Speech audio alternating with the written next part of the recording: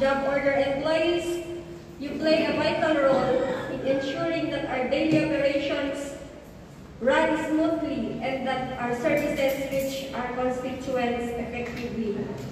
Today's orientation will equip you with knowledge, strengthen your sense of responsibility, and deepen your commitment to serve with excellence. Let us take this opportunity to learn, reflect, and work together toward building a more efficient and people-centered local government. So, sapay ko ba na dahil nga seminar at mandisen ang gusto?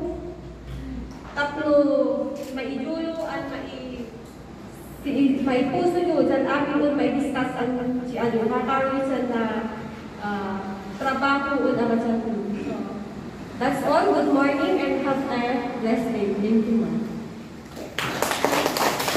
Thank you very much, Ma'am Noemi. So, despite of hectic schedule, maybe scheduled travels, nairan na taisuna. So, I ask our municipal mayor to deliver for his message.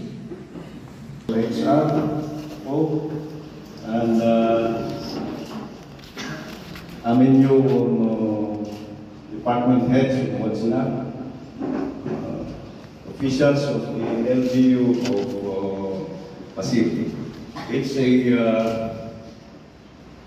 blessed day. Ikaw tako ng sachi, magdikikat tako, nandiyan sa pang tako. Kamudagay at saka yung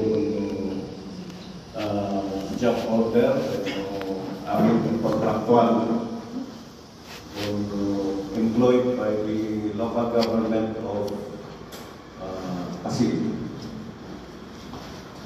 Yes, full on the schedule nandiyan ng orientation seminar. Importante o sila ng seminar, importante o sila sa training ng mga anak with orientation para kan sa ako.